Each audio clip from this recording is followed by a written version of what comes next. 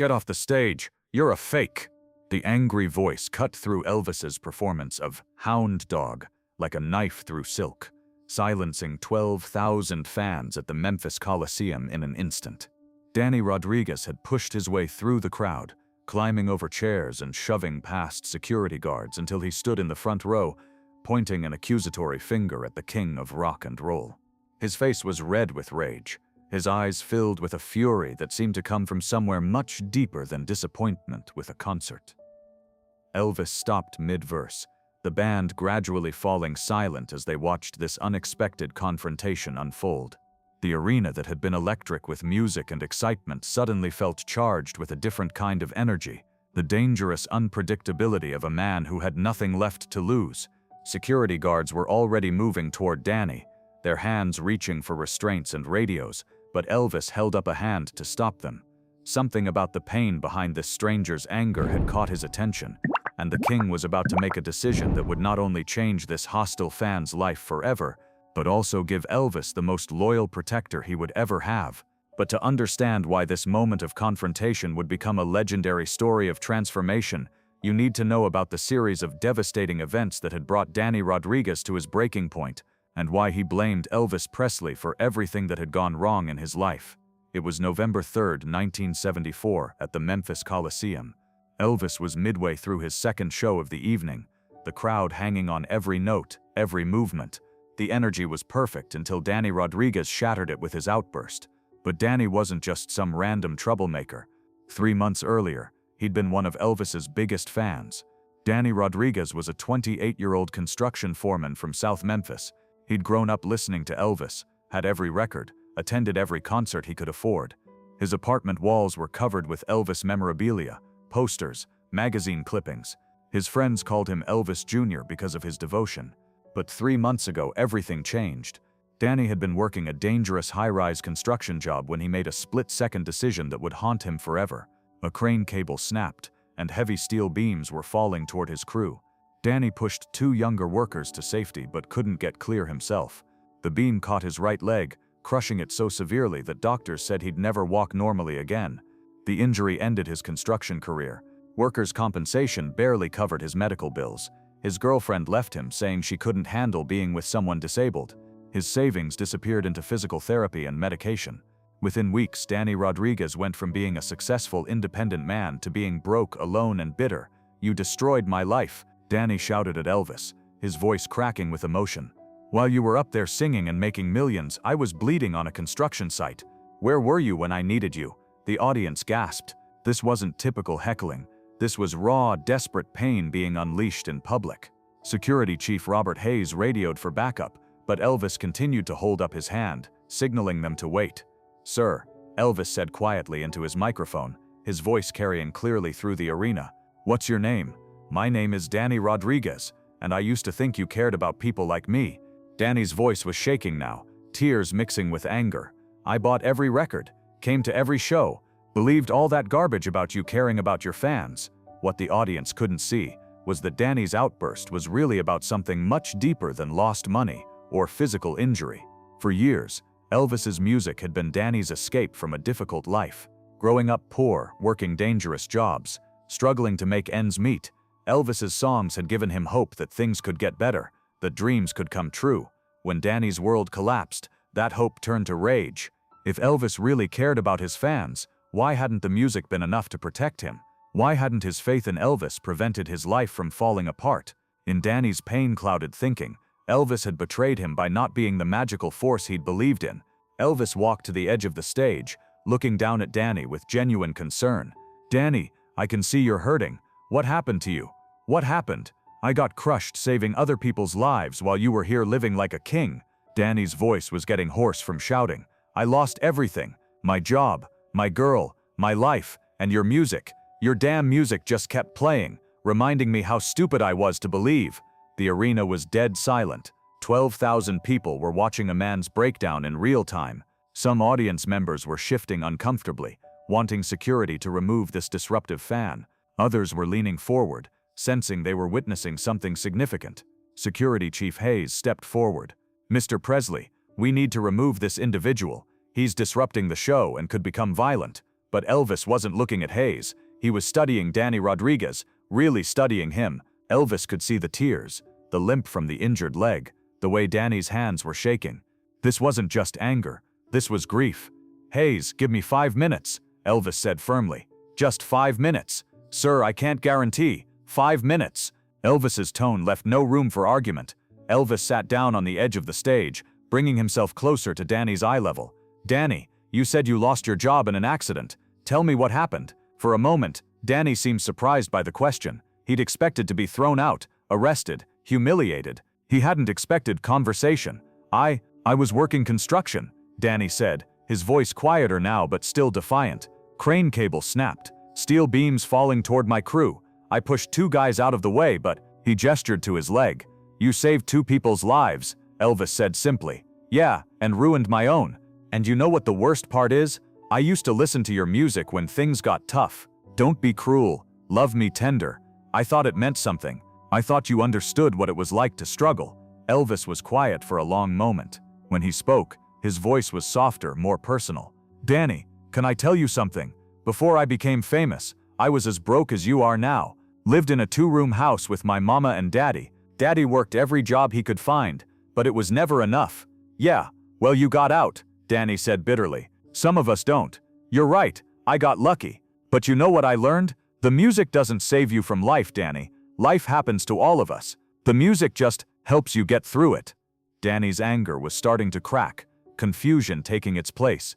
If the music can't protect you, if believing in something doesn't matter, then what's the point of any of it? Elvis stood up slowly, then made a decision that surprised everyone, including his own band. He walked down the steps at the side of the stage and approached Danny directly. Security tensed, but Elvis waved them off again. "The point, Danny, is that you saved 2 people's lives. You sacrificed yourself for others. That's not nothing. That's everything." Danny's eyes filled with tears. "But I lost everything. You lost a job. You lost some things. But you didn't lose who you are. You're still the man who saved those workers. You're still the man who believed music could matter." Elvis paused. "And you're still the man who fought his way through a crowd to tell me exactly what he thought. That takes guts. I came here to tell you how much I hate you," Danny whispered. "I know, but you didn't hate me, did you? You hated what happened to you. You hated feeling abandoned. You hated that the world wasn't fair." Elvis's voice was gentle now. "Those are reasonable things to hate, Danny." The conversation was being picked up by the stage microphones, and the entire arena was listening to this unexpected moment of human connection. Some people were crying, others were holding their breath, waiting to see what would happen next. "I used to have your pictures on my wall," Danny said, his voice breaking. "I used to know every word to every song." "You still do," Elvis said. "That didn't go anywhere. That's still yours." Danny looked around the arena, suddenly seeming to realize that 12,000 people had witnessed his breakdown. His face flushed with embarrassment. "Oh God, everyone's looking at me. I made such a fool of myself." "No, you didn't," Elvis said firmly. "You told the truth about how you were feeling. There's no shame in that." Security Chief Hayes approached cautiously. "Mr. Presley, we really need to resume the show." Elvis looked at Hayes, then back at Danny. Something was forming in his mind, an idea that was either brilliant or completely crazy. "Danny, can I ask you something? What did you do in construction?" "I was a foreman, supervised crews, managed security for work sites, made sure people stayed safe." Danny wiped his eyes with his sleeve. "And you're good at spotting trouble, reading people, knowing when something's not right." "Yeah, I guess. It was part of the job." "Why?" Elvis looked at his security team, then back at Danny. "Because I think I might have a job for you." The arena erupted in murmurs. Hayes looked confused. Danny looked stunned. "What kind of job?" Danny asked suspiciously. "Security," Elvis said. "Personal security. I need someone who can read crowds, spot problems, someone who's not afraid to put himself between danger and other people." Elvis smiled slightly. "Seems to me you've already proven you're qualified." Danny stared at Elvis in disbelief. You want to give me a job? After I called you a fake and yelled at you in front of all these people?" "Danny, you came here tonight because you were in pain, and you needed someone to hear it. Well, I heard it. And what I heard was a man who saves people, who cares deeply, who doesn't give up when things get tough." Elvis extended his hand. "I could use someone like that watching my back." The offer hung in the air for a moment. 12,000 people waited. Danny looked at Elvis's outstretched hand, then at the faces in the crowd, then back at Elvis. I don't understand. Why would you want to help me? I came here to hurt you. Because hurt people need help, not punishment, Elvis said simply. And because I think underneath all that anger, you're still the man who saves other people's lives. Danny's defenses finally crumbled completely. He began to cry, not angry tears, but tears of relief, confusion, and something that might have been hope. I lost everything, he whispered. No, you didn't, Elvis said gently. You lost some things, but you're about to gain something new. Danny reached out and shook Elvis's hand. The arena exploded in applause, not for the music, but for the moment of human redemption they'd just witnessed. But Elvis wasn't done. He helped Danny up onto the stage, supporting his injured leg. Ladies and gentlemen, Elvis announced to the crowd, I want you to meet Danny Rodriguez. Danny's going to be working with my security team, and I have a feeling he's going to be very good at his job. The crowd cheered again, but Danny looked overwhelmed. Elvis, I don't know what to say. You don't have to say anything right now, Elvis replied. But I have one request. What? Help me finish this show. Stand right here beside me while I sing. Let these people see that enemies can become friends, that bad nights can turn into new beginnings. Danny nodded, still unable to fully process what was happening. Elvis picked up his guitar and looked out at the audience. Folks, sometimes life gives us exactly what we need, exactly when we need it. Tonight, Danny needed to be heard, and I needed to be reminded why this music matters. It's not about fame or money, it's about connection. It's about being there for each other when things get tough. Elvis began playing Love Me Tender, but this time he was singing it differently, not as a performer to an audience, but as one human being to another. Danny stood beside him, tears still flowing, but no longer tears of anger. As the song progressed, something remarkable happened. Danny began singing along, quietly at first, then with more confidence. His voice blended with Elvis's, and the combination was unexpectedly moving. The audience sang too, turning the moment into something larger than a concert, a communal expression of forgiveness, hope, and human connection. When the song ended, Elvis put his hand on Danny's shoulder. Welcome to the team, brother. Danny Rodriguez worked as part of Elvis's security detail for the next 3 years, until Elvis's death in 1977. But he wasn't just a bodyguard, he became one of Elvis's closest friends and most trusted confidants. Elvis helped him get physical therapy for his leg, paid for advanced security training, and eventually recommended him for a high-paying position with a private security firm. More importantly, the incident changed how Elvis approached his performances. He became more attuned to the emotional needs of his audience, more willing to break from routine when someone in the crowd needed attention. He started incorporating moments into his shows, specifically designed to connect with people who might be struggling. Danny later said that the night he tried to destroy Elvis was the night Elvis saved him. He could have had me thrown out, arrested, humiliated. Instead, he gave me a job, a purpose, a reason to believe in myself again. That's not just generosity, that's genius. He saw something in me that I couldn't see in myself. The story of Danny Rodriguez became legendary among Elvis's team and fans. It demonstrated Elvis's ability to see past anger to the pain underneath, his willingness to take risks on people others had written off, and his understanding that sometimes the people who challenge you most are the ones who need you most. Security experts later analyzed the incident and concluded that Elvis's approach was both psychologically sophisticated and practically effective. By engaging with Danny's anger instead of suppressing it, Elvis diffused a potentially dangerous situation while creating an opportunity for genuine transformation. But perhaps most importantly, the story showed that Elvis understood something fundamental about human nature, that our greatest strengths often emerge from our deepest wounds, and that the people who fight us hardest sometimes become our most loyal allies. Danny Rodriguez continued working in security for the rest of his career, eventually starting his own company. He specialized in crowd management and crisis de-escalation, using techniques he'd learned from watching Elvis turn confrontation into connection. Every year on November 3rd, Danny would visit Elvis's grave at Graceland.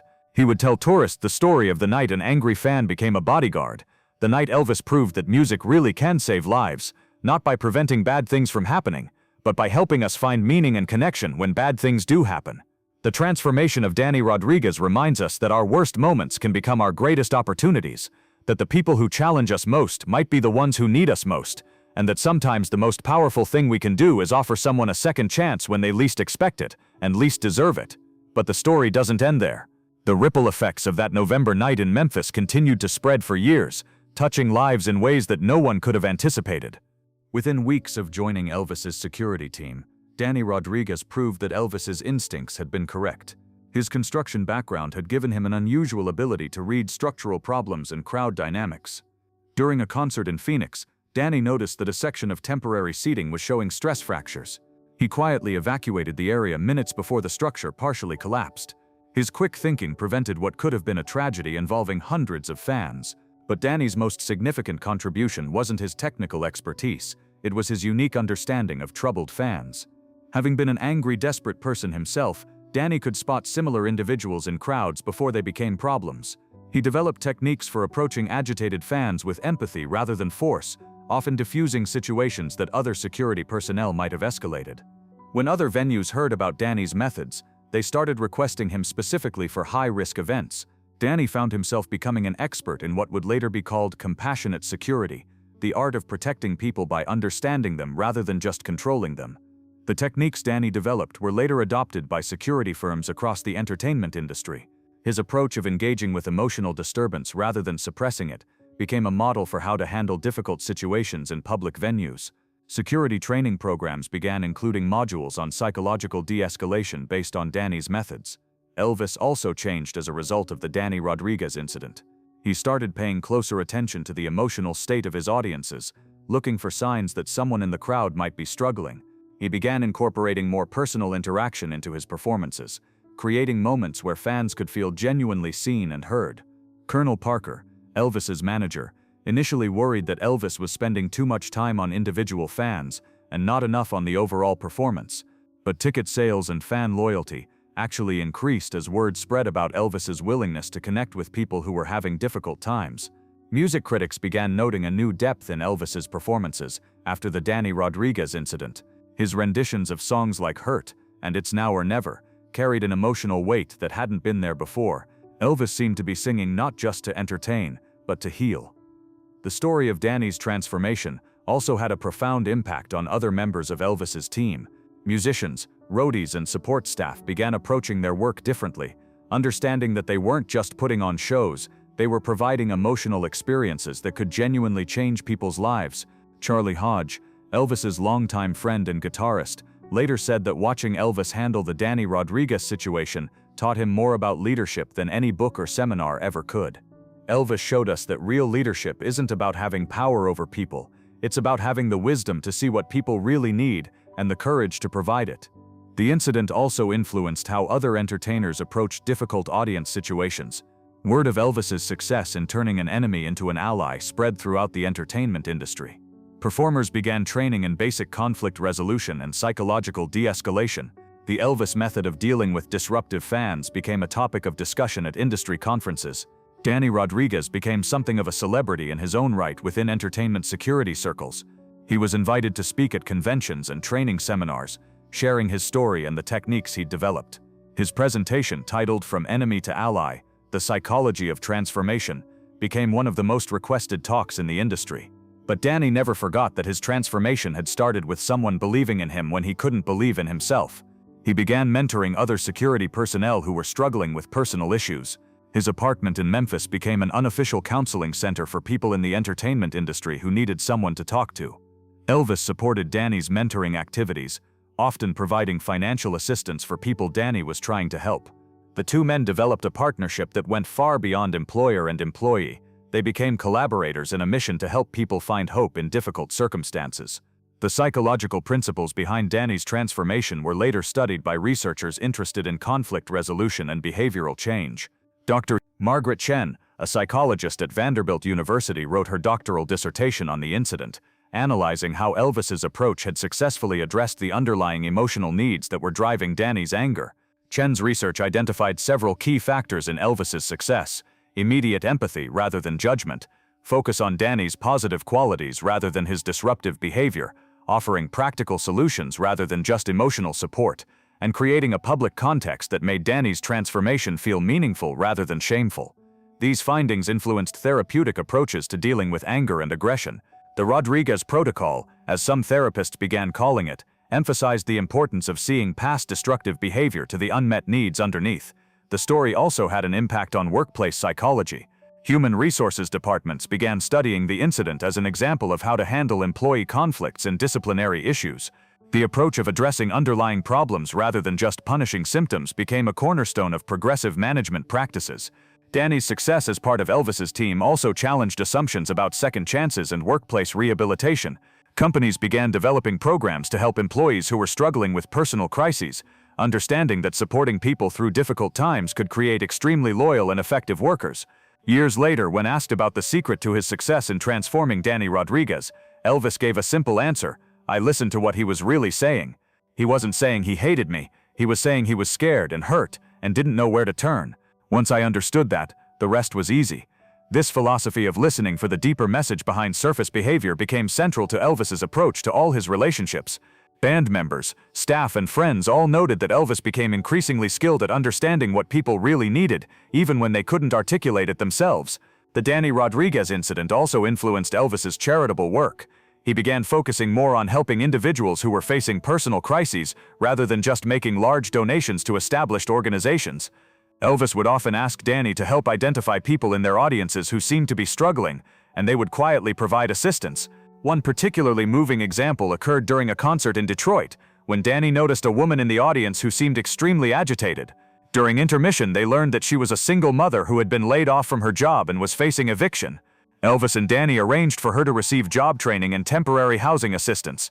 The woman later became a successful small business owner and credited Elvis with saving her family. These individual interventions created a network of people whose lives had been touched by Elvis's compassion.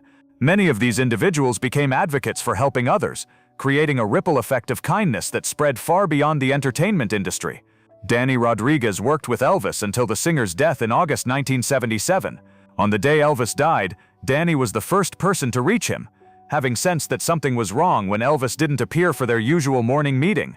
Danny's quick response ensured that Elvis received immediate medical attention, though it was too late to save him. At Elvis's funeral, Danny served as one of the pallbearers. Priscilla Presley personally asked him to speak at the service, recognizing the special bond that had formed between the two men. Danny's eulogy focused not on Elvis's fame or musical accomplishments, but on his extraordinary ability to see the best in people and help them become who they were meant to be. After Elvis's death, Danny continued working in personal security, but he also became an advocate for mental health awareness and crisis intervention. He established the Rodriguez Foundation, which provided counseling and job training for people facing personal crises. The foundation's motto, taken from something Elvis had said to him that first night, was "Everyone deserves a second chance to become who they really are." Danny also became a frequent speaker at events focused on conflict resolution and workplace transformation. His message was always the same, that understanding and compassion are more powerful tools than force and punishment, and that the people who challenge us most often have the most to teach us. In 1985, Danny published a book about his experiences with Elvis, titled From Enemy to Friend: Lessons in Transformation. The book became a bestseller and was translated into multiple languages. It's still used today in business schools and psychology programs as a case study in conflict resolution and human potential. Danny Rodriguez passed away in 2010, but his legacy continues through the foundation he established and the countless people whose lives were changed by his story. The security techniques he developed are still taught in training programs around the world, and the psychological principles behind his transformation continue to influence therapeutic and management practices. The Memphis Coliseum, where the original confrontation took place, now has a plaque commemorating the incident.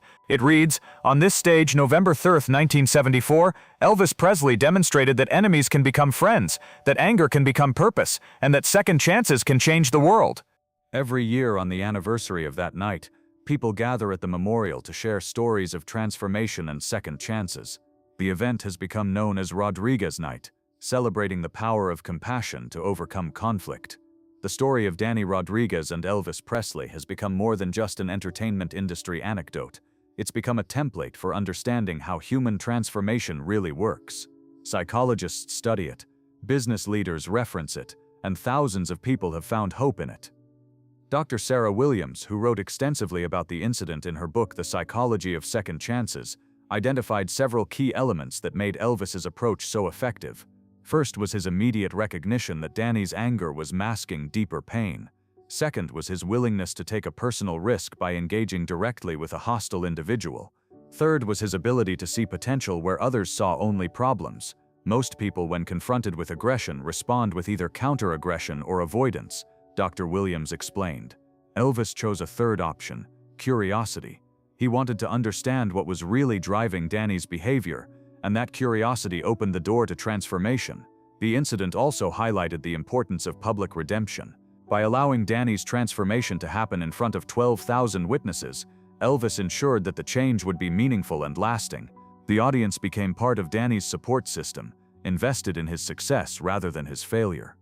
Modern conflict resolution experts often reference the Memphis model when training mediators and negotiators. The key principles: listen for underlying needs, respond to pain with compassion, offer practical solutions, and create opportunities for dignity, have been applied successfully in everything from workplace disputes to international diplomacy.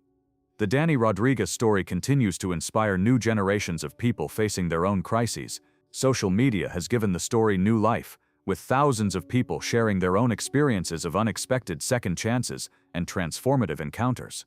In Memphis, the site of the original confrontation has become an unofficial pilgrimage destination for people seeking hope in difficult times.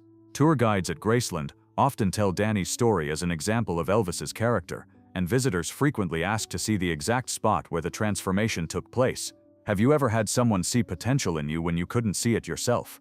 Have you been given a second chance that changed your life? Share your story in the comments, because just like Elvis showed Danny Rodriguez that night in Memphis, sometimes the most important gift we can give someone is the chance to become who they're really meant to be. Sometimes the most powerful thing we can do is listen to the pain behind someone's anger and respond with understanding instead of judgment. Sometimes all it takes to change a life is believing in someone when they can't believe in themselves.